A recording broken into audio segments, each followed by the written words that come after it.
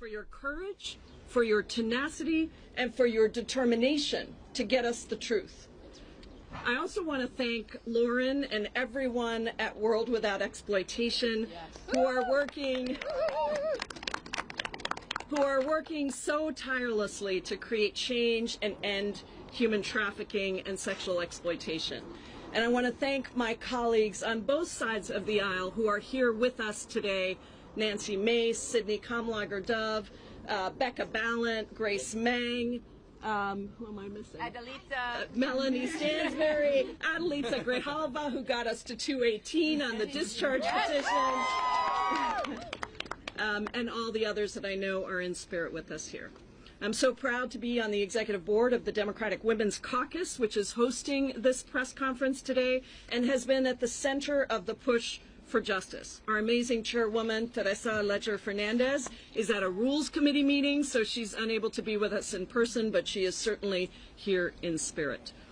Yesterday, I spent several hours at the Department of Justice looking through the unredacted files and reading the absolutely horrific and depraved messages that went back and forth between rich and powerful people in every sphere of influence.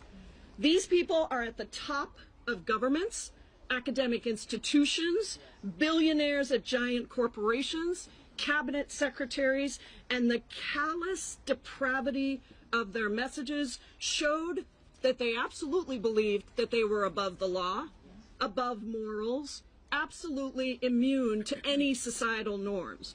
They joked in these emails about pedophiles, about horrific sexual acts with young girls, about creating spaces, entire islands even, where they could do anything they wanted and get away with it because of their wealth, their power, and their connections. This was a massive global sex trafficking ring with thousands of victims that we know of and thousands more that we probably don't. So when DOJ says that there is nothing to investigate, we, the American people, must rise up. We must allow the courage and the determination of the survivors who have spoken out at great risk to themselves to push us to never give up until every single one of these predators and pedophiles and predator protectors is brought to justice. It is the voices of the survivors ringing through in the darkness of all of this horror that has gotten us this far. And in speaking to so many of them myself, I know that this effort is not just for them. They're not doing this just for them. They're doing it for their girls, for their children, for other people who have been affected, to all the survivors of sexual assault everywhere across the world who are watching to see if we can get accountability right here in the United States of America. Many rich and powerful people thought over the decades that they got away with this. They definitely did. You can see it in the emails. But as Lauren said to me the other day, the earth is shaking because every single one of them now is becoming known. And around the world, princes, ambassadors, even prime ministers are being brought down for their participation in this global sex trafficking ring. And here in America, that needs to happen too. And until it does, we are here to say, we will not stop. To every survivor who has fought so hard, who has shared painful details, who has been re-traumatized by the continued disrespect, dismissal, and exposure of their own personal details, we won't stop until you have justice and accountability. I'm going straight from here to the Judiciary Committee as our Representative Kamlager-Dove, Representative Ballant, where we will have Attorney General Bondi before us. I intend to get real answers on why the DOJ is not pursuing further action and to get survivors the attention and the answers that they deserve. This is just the beginning of our journey for justice, led by very powerful women who are using their voices and their power to, yes, shake the earth of its depravity and to demand accountability. So thank you for all of it, for inspiring us day after day, year after year, and never backing down. We love you, we appreciate you, and we've got you. It's now my honor to pass it over to Representative Sidney Kamlager-Dove, my colleague on the Judiciary Committee. Thank you. Thank you, Congresswoman Jayapal. I also want to recognize Congressman James Walkinshaw and Congressman Jamie Raskin, who have also joined us for this press conference. My name is Congresswoman Sidney Kamlager-Dove. I represent Los Angeles, and I want to thank the Democratic Women's Caucus for hosting this press conference and for always centering survivors when talking about the Epstein files. You know, the entire weight of Donald Trump's government is being used against the survivors of Jeffrey Epstein and his co-conspirators' abuse. The fact that these survivors have not only come forward but continue to speak out and relive the worst day of their lives every single day is courage. And it's a kind of courage this administration does not have. 80% of sexual assaults go unreported because time and time again our broken justice system protects abusers instead of survivors. When the President and the Attorney General repeatedly shield pedophiles, rapists, traffickers from accountability, they send a chilling message to survivors everywhere and discourage others from coming forward. Let me be clear. We need this administration to care about child sexual assault instead of protecting pedophiles and predators. At 10 a.m., Attorney General Pam Bondi will be testifying in House Judiciary Committee. And we are all going to get in her face and grill her about the reckless and sloppy release of these files. One survivor found her name, her birthday, her address, and phone number, and workplace, all exposed in the files. That puts her at serious risk. And it is a chilling effect for every other survivor. Now it is my honor and privilege to turn it over to a brave and courageous woman, Teresa Helm.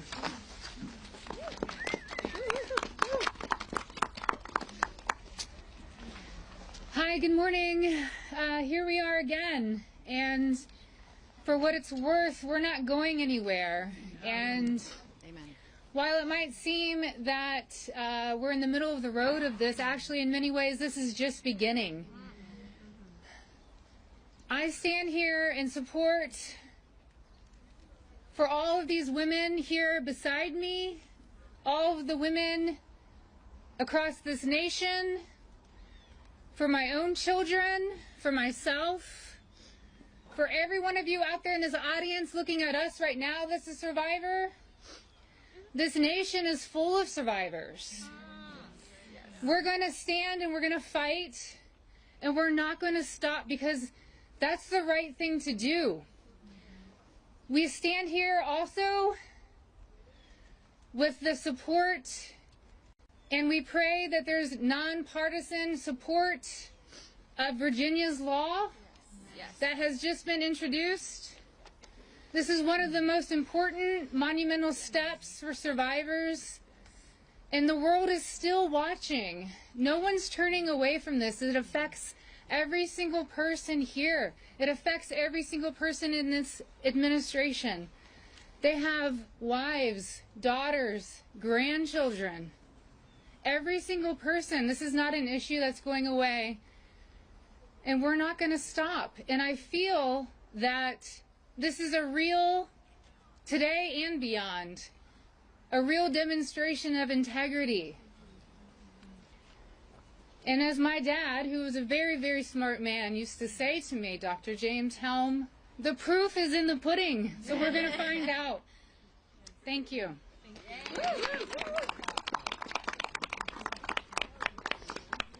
First, I want to recognize Representative Nancy Mace standing with us today because, as we have always said, this is a nonpartisan issue. What we know in the sexual violence arena is that there are more sexual abuse, sexual assault, and trafficking victims in the country, in the world, than any other tragedy. And consistently, those victims and survivors are told one of two things: shut up or move on. And as I understand it, when we spent time in Republican Judiciary Committee members' offices, they were very compassionate, passionate, caring about this issue. They support us, they want transparency, they want justice. And what we've heard is that they've been told to shut up today and not do the hard thing of asking questions about the egregious job done by the Department of Justice in the drop of files. And we've heard that the American people have been told to move on. So I'd like to present three options to Republican House Judiciary Committee members. They can either do the bravest thing they have ever done in their career, and they can ask the hard questions. They can do a second thing, which is a really hard thing to do: refuse to be complicit and resign. Just say, I am making a statement and I'm going to resign from being part of this administration. And they can do a third thing. They can yield 1 minute of their time to Thomas Massie, who happens to be a real bulldog in this issue, and let him speak for them. That way they are able to hold their position of leadership, but make a stand showing their constituents, who are all victims and survivors too, that they believe in us. So today my question is, those on the Judiciary Committee, the Republicans, are you going to have courage or are you going to be complicit? Thank you. Good morning. My name is Laura Bloom McGee. I am a survivor who stands before you to not ask you for pity, but demanding justice. Speaking my truth was born of courage. I stand here for every little boy and girl that is afraid to speak up after the unthinkable. That courage should never cost us our safety, our privacy, or our right to heal. Our current system does the opposite. The people who have harmed us, they are hidden, while survivors have been exposed. Abusers' names and contact information is redacted, while our faces and stories are left on full display. This is not protection. This is betrayal. It hands power back to the abuser and further strips survivors of our dignity. Even worse, leads that could uncover broader wrongdoing are being ignored. Documents that point to co-conspirators are still unexamined. Truth, integrity, and the pursuit of justice should be non-negotiable, and we will no longer negotiate with people or institutions that fail us. Thank you. Hi everyone, I'm Danny Bensky, and I am an Epstein Maxwell survivor from 2004 to 2005. The last time I was in DC, I asked everyone to close their eyes and think of a teenager that was close to you. I asked you to make it personal. Thinking of your child, your sibling, your mother, or you even at an early age. I asked you to visualize that teenager at the door of Jeffrey Epstein's mansion, and I asked you if you would let them enter. Well, now I want you to visualize something else. I want you to think of that same 14 to 18-year-old. I want you to imagine that they've since grown up, and one day you find their name and all of their identifying information in the Epstein files, alongside intimate, horrific details about their lives, sexual abuse, and trafficking. You look further, and maybe you even find a nude picture. You try to understand who could be responsible for these crimes, or try to find who's responsible for the crimes themselves, only to find that the perpetrators' names have all been redacted. As you read on and take in all the heinous acts, you begin to see how the system repeatedly failed, realizing that it was hard enough to endure the abuse, you begin to understand the endless re-traumatization. This time, it isn't a monster pedophile who is doing the exploiting, but our very own government. I dare to say that everyone knows a survivor of assault or abuse. My ask is that you keep this personal. We are not here as political figures. We are only human. Our only agenda is accountability. We owe it to our former selves. We owe it to the next generation. And we also owe it to those of the past. We need to believe women who bravely stepped forward like Maria Farmer did in 1996. We need to pass Virginia's law to eliminate the statute of limitations. We need survivors to be taken seriously. There should never be a time limit on justice. And the DOJ needs to do its job. Give us the rest of the files and start the investigations. Start the investigations on the things that are in the files right now. During my time with Jeffrey, I was always amazed that he could make you feel so special, like you were the only one in the room, and then treat you like an absolute piece of trash and throw you away. We will not be silenced and thrown away this time. Thank you.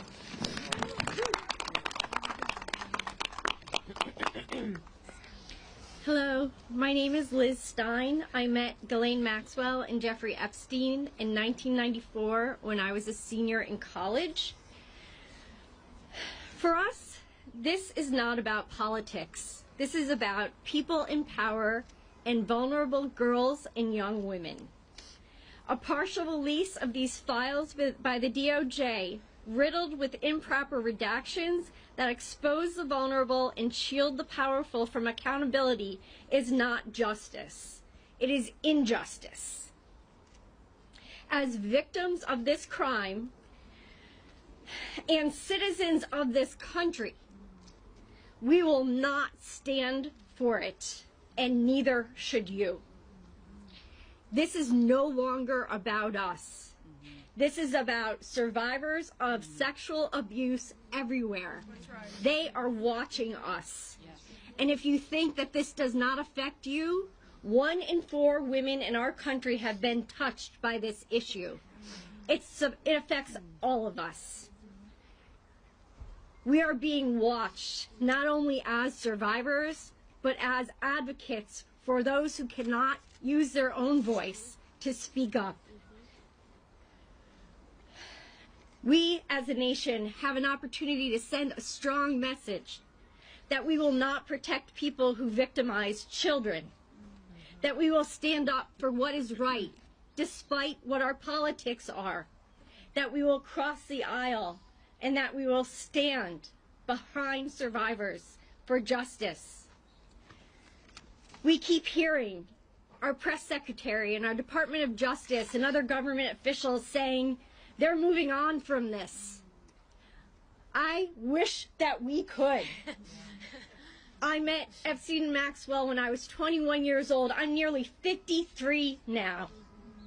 We cannot move on as survivors of this crime and as citizens of this nation without changing this narrative. So I ask you all to stand behind us and demand accountability for our government, because we certainly are going to.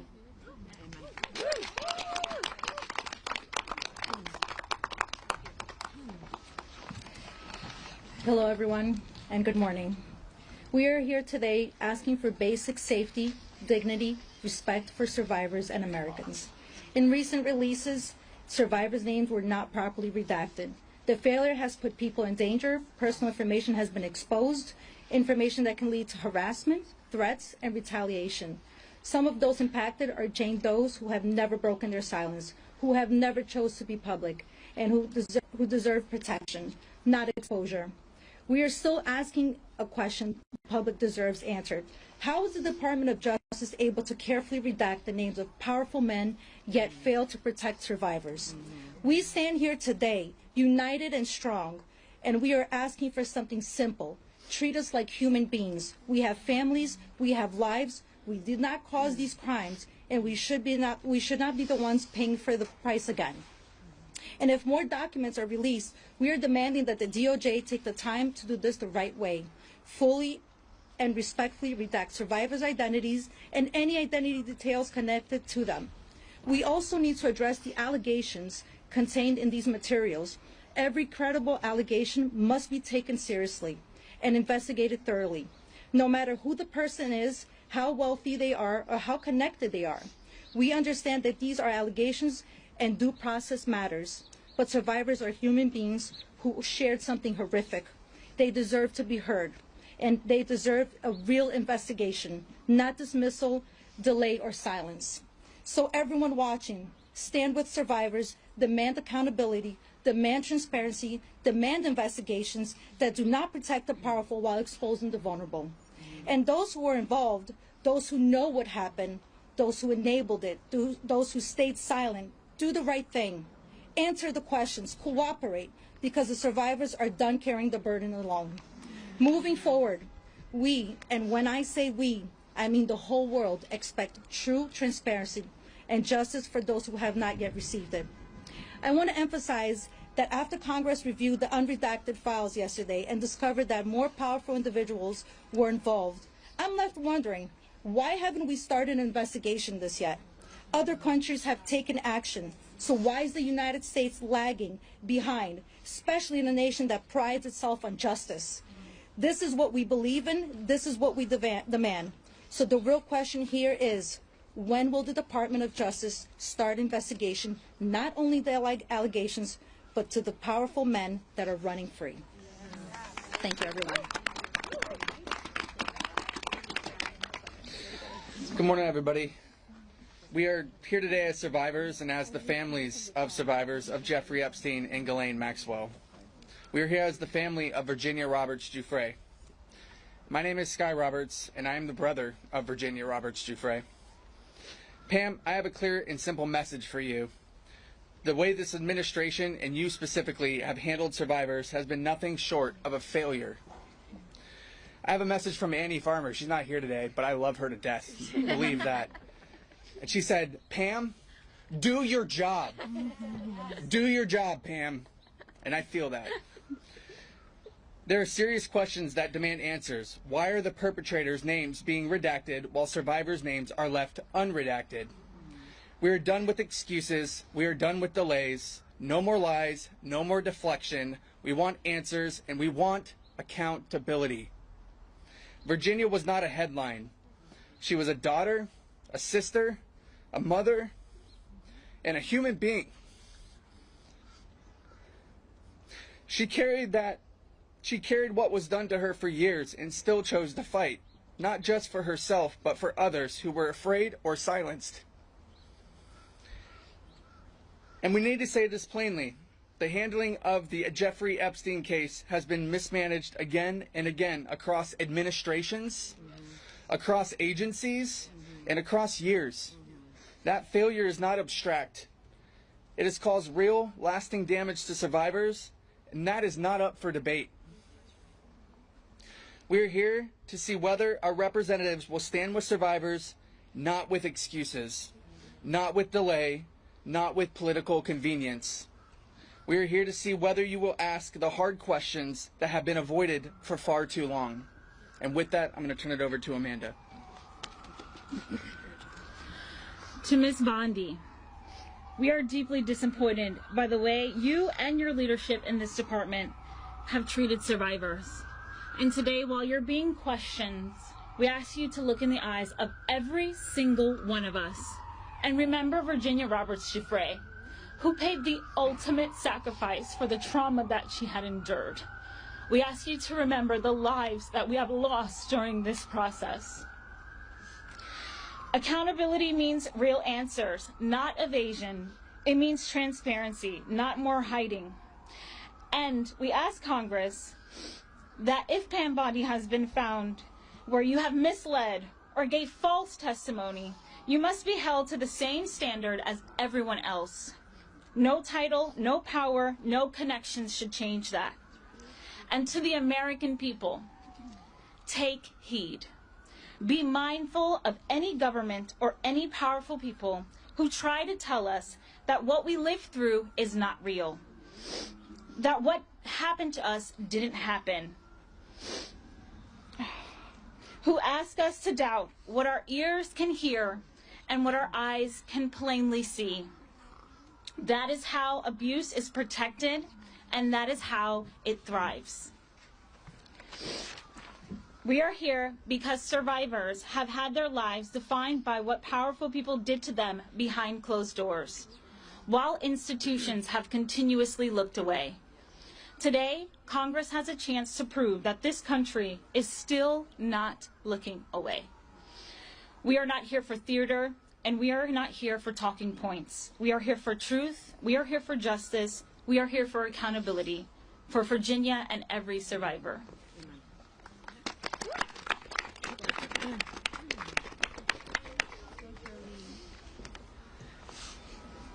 Hi, my name is Charlene Rochard, and last year I stood here as a survivor demanding the release of the Epstein files. Today, I stand here again as a citizen demanding accountability now that Congress is questioning Pam Bondi of the Department of Justice about the handling of the Epstein Files Transparency Act. Let me be clear. Survivors are furious. We watched the Justice Department botch redactions so badly that victims' images were exposed while predators' identities were kept hidden and protected. That does not feel like an accident or a clerical error. It feels like betrayal. The people who were supposed to protect us instead shielded abusers and re-traumatized survivors, and we're expected to accept that as standard procedure? We do not. Pam Bondi claimed she was defending the independence and integrity of the Justice Department, but survivors have every right to ask, where was all that integrity when survivors were exposed? Where was that independence when victims were silenced? Where was all that commitment to justice when the truth was buried to protect reputations? These are not partisan attacks. These are demands for basic human morality and accountability. When officials are accused of weaponizing the Justice Department, we know exactly what that means because we've lived through the consequences. This inquiry confirms what survivors have known for decades. The Justice Department has been influenced and manipulated in ways that harmed us. We are told to wait for transparency, to trust a system that already failed us, to accept redactions that protect the powerful and expose the powerless. But our trauma wasn't delayed. Our pain was not postponed. And our trust has been shattered. So I will say what many survivors feel. Pam Bondi and the Justice Department failed us repeatedly across administrations, across political lines, across decades, and the people who had the authority to intervene chose silence, secrecy, and self-preservation and called it justice. I'm here to make sure no one in the Justice Department, no matter their title, rewrites history or escapes accountability. And so today, I'm asking survivors, allies, lawmakers, and citizens to refuse silence, demand oversight, demand transparency, demand a Justice Department that protects the vulnerable instead of the powerful. Stand with us, speak with us, and do not look away. Accountability will not come unless we insist on it together. Thank you. Thank you so much. Please welcome Representative Nancy Mace. Hold on 1 second. I just want to let members of the media know that because the judiciary hearing is starting soon, some of the survivors are going to go take their seat right now. But we are going to continue this press conference because we have a few more important statements to make. And Representative We're going to go to Representative Nancy Mace. All right, thank you. Good morning. For thousands of years, women have been considered second-class citizens. Back to the book of Genesis, chapter 24, when Dinah was raped by a prince, they tried to negotiate a deal to sweep it under the rug until her brothers took up swords. And today, the Epstein survivors who are here, advocating on their behalf, want America and the world to know they are no longer second-class citizens. And women in this country should never be treated like second-class citizens. And their stories are truth. Their stories are real. They're vulnerable. It is traumatic, and it is lifelong trauma for each and every one of them. I have lost all faith in the justice system today, but I have not lost faith in the stories of the survivors of Jeffrey Epstein and Ghislaine Maxwell. And I want the survivors to know that the world is watching. And we must show them what we're made of. We're made of the courage of the Epstein survivors. We're made of the bravery of the Epstein survivors. We're made of the truth of the Epstein survivors. And we're here today to demand justice for the Epstein survivors. Because their stories are our stories. There are judges all across the country, all across the United States of America, who are revealing the names and the identities and the residence, the addresses, the contact information of rape victims everywhere. Rape victims who come forward and name names are sued by their rapists. This is happening not just to them, but to women everywhere. In my case, I went to the law enforcement over 2 years ago. Evidence on a silver platter. Today, not a single person arrested, not a single person in jail. And so the days of the cover-up are over, and I am begging the media, don't make this partisan.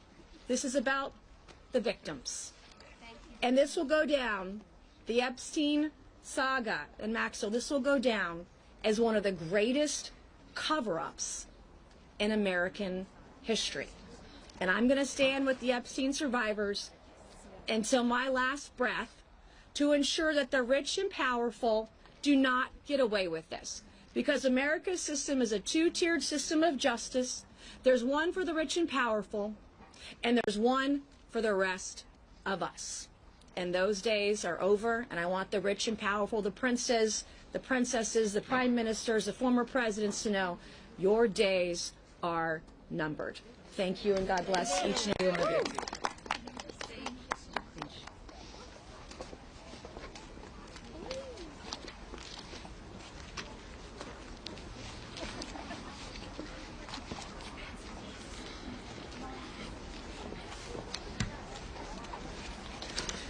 So I just want to acknowledge that who are just before us are grown women. But it's not hard for me when I look at them to see a 17-year-old, a 16-year-old, a 15-year-old, a 14-year-old, a 12-year-old, a 9-year-old. We're talking about children who were groomed, preyed upon, exploited, raped, trafficked, dreams permanently deferred, bodies violated, and spirits permanently bruised.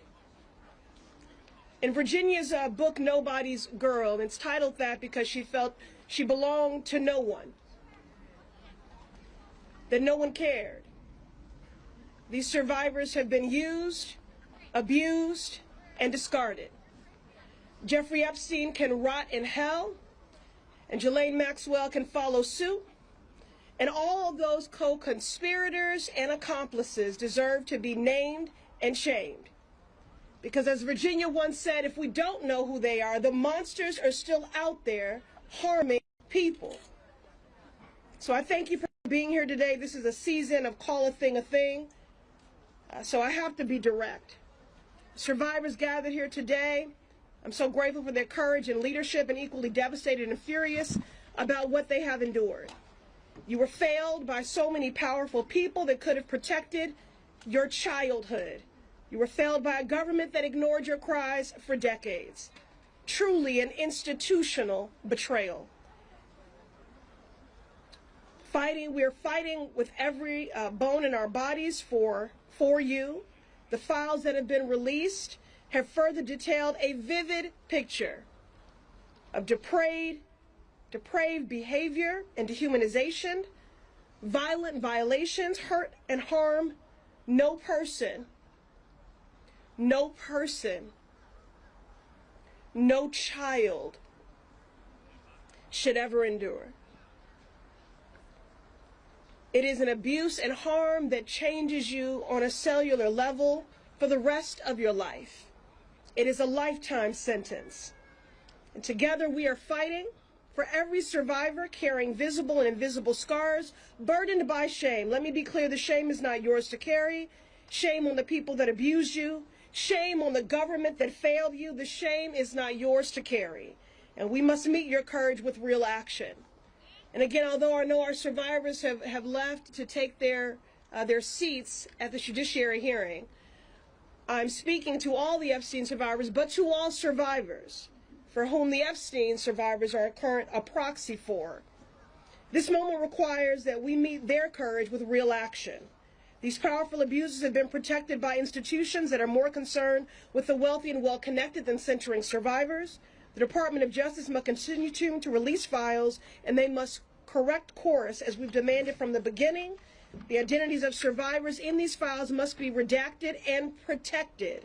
And this can't end with the release of the files. We must see thorough investigations, followed by swift accountability for all that enabled and incited this abuse.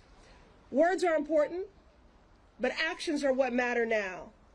And that's why we will not yield. Thank you for being here today, and our work continues.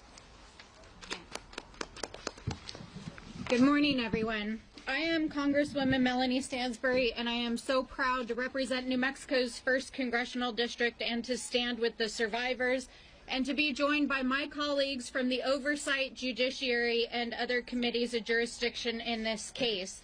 While the survivors have left to attend the Pam Bondi hearing that starts in just a few moments, we will stay for a few extra moments to answer questions of the press. You see behind me members of the Oversight Committee that have been engaged in a months-long bipartisan investigation in the Epstein case. Let me begin by saying one thing. Believe the survivors. That's right. We are being asked every single day to name names. They have named the names. They are in the files. Believe the survivors. Believe your eyes. Believe what you are reading. They have named the names, and for the last 20 years, justice has not been served here in these United States. That's right. 20 years ago, in 2007, the U.S. Department of Justice and the FBI drew up a 56-page indictment that included 32 counts of federal crimes against Jeffrey Epstein and his co-conspirators, and 1 year later dropped the case. In the years that ensued, hundreds and potentially thousands of additional victims of sexual violence were allowed to happen because the United States government failed to act. Today, that same injustice is continuing right now here in the halls of Congress, the halls of the Department of Justice, and yes, in the halls of the White House. Late last night, I posted an FBI file that names names. That is the FBI's file. Those are the names of rich and powerful people, including presidents, that the FBI itself was tracking in the Epstein investigation. That is based on victims naming names. So believe the victims. Believe your eyes. The names have been named. They are in the public domain. They are in the files. And we will tell you unequivocally, we will keep naming names. While we do, as members of Congress, have access to these unredacted files, let us be clear, the law is clear, that these files should never have been redacted the way that they are currently. It is very clear that the United States government is involved in an active cover-up and protecting the allies of the President and the Department of Justice, and that active members of this administration have lied under oath to the American people and to this Congress, and we will hold you accountable. Now, it has already been stated multiple times this morning that governments across the world are acting. Governments across the world are demanding accountability. People are rising up. Survivors are coming forward. People are naming names, and names are being taken down. Yet here in the United States, the injustice that has spanned now 2 decades is continuing because of an active cover-up by the President himself. So what we ask all of you, the American people, members of the press, the eyes of the world who are watching us here in the United States, believe the survivors. Yes. Have courage. Do the right thing, because the survivors have already had the courage to say those names over and over again, and they have more courage and guts than half of the people in the buildings behind us and most of the people in this town. But we want you to know that we will not let this injustice stand. We will stand here every day with the survivors. We will not stop. We will look through every file. We will follow every lead, and justice will be served.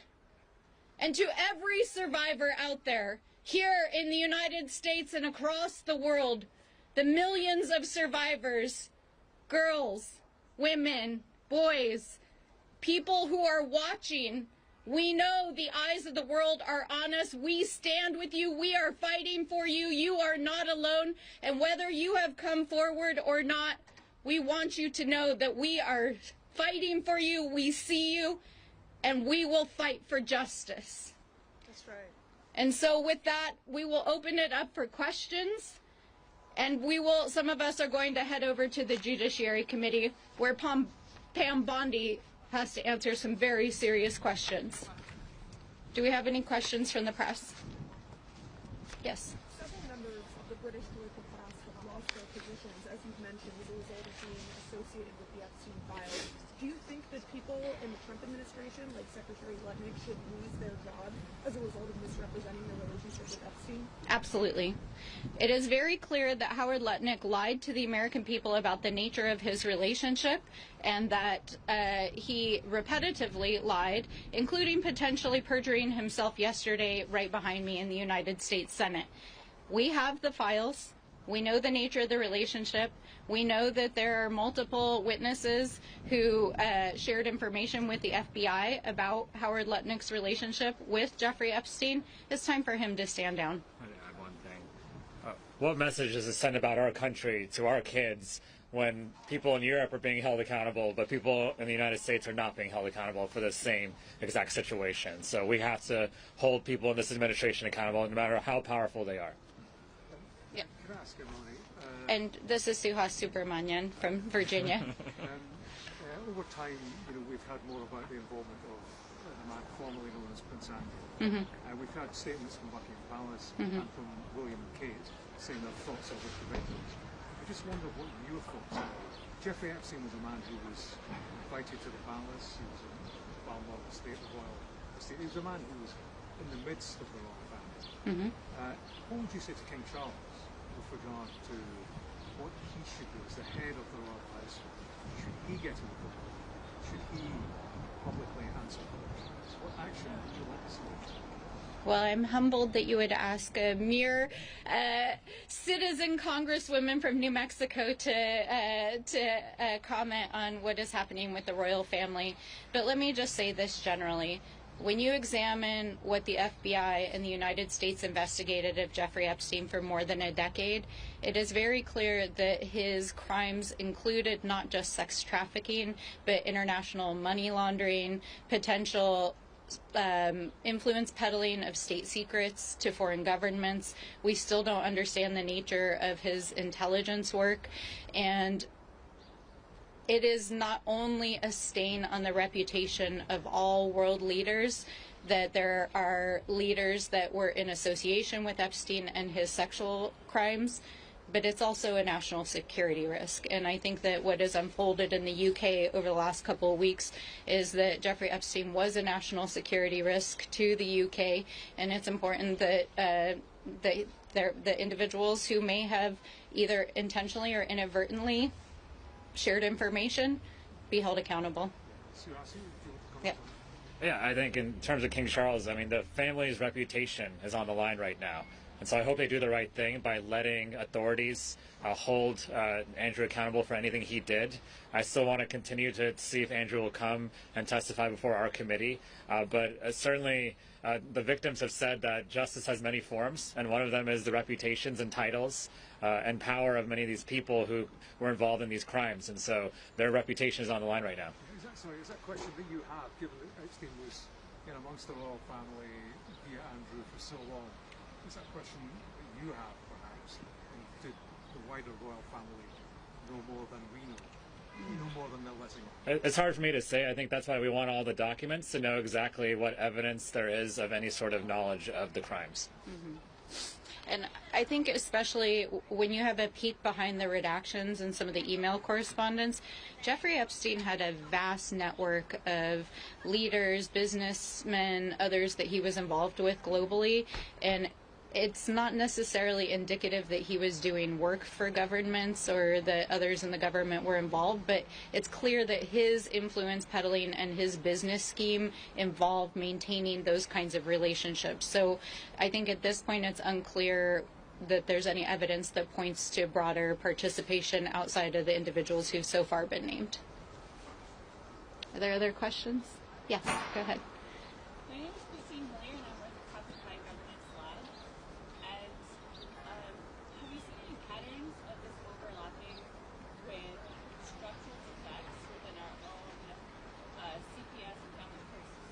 Oh, absolutely. I think one of the things that we met extensively, a number of members and survivors yesterday, to talk about what comes next. And I want to make clear that both the members of Congress who are supporting the survivors and the survivors see this not as just a moment of accountability in this case, but about changing the culture and trajectory of violence against women and sexual violence here in the United States and around the world. And it's very clear that our justice system is not a trauma-informed justice system. The way in which the justice system is not only covering up the case now, but re-traumatizing and putting victims at risk is a part of the problem. But there are many laws that need to be changed. In addition to the bill that was introduced yesterday by Congresswoman Ledger Fernandez, there's a whole slate of legislation around violence and sexual violence around women, dealing with state statutes around the statute of limitations on these issues, and building a system that not only believes survivors but supports them. And so part of our goal over the coming months is going to be to lift up survivor stories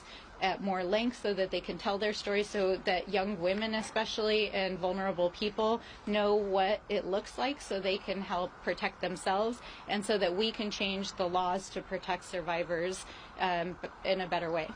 Yeah, go ahead. Okay, so I'm an engineer, and so I have history working for the U.S. Air Force and the Department of Defense as a GS-12 trained to be a DS-14.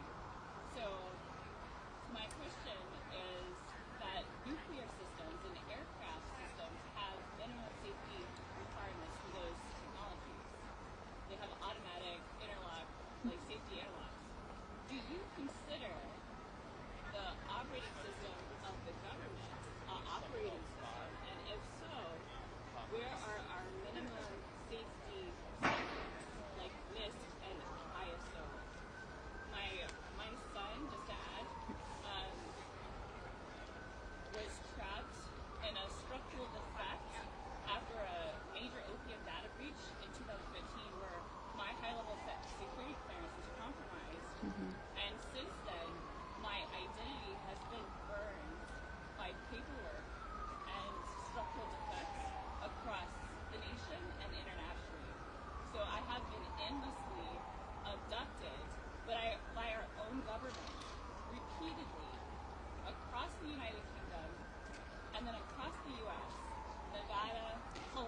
Would it be okay if we can talk to you a little bit more offline about your case? But I'll just say, yeah, I'll just say this. No, it's a political system. It's not an operating system, and we do need to reform the system. We'll take one more question, and then we're going to go ahead and head over to judiciary.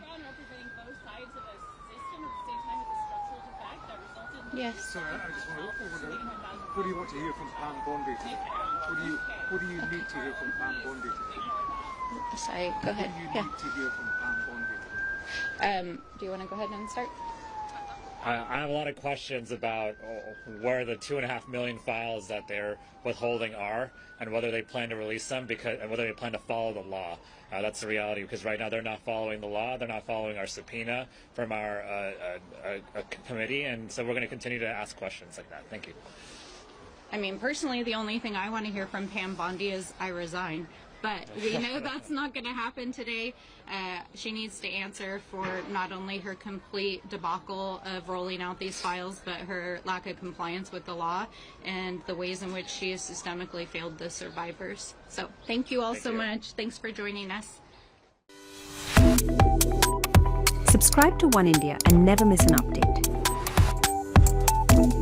Download the One India app now.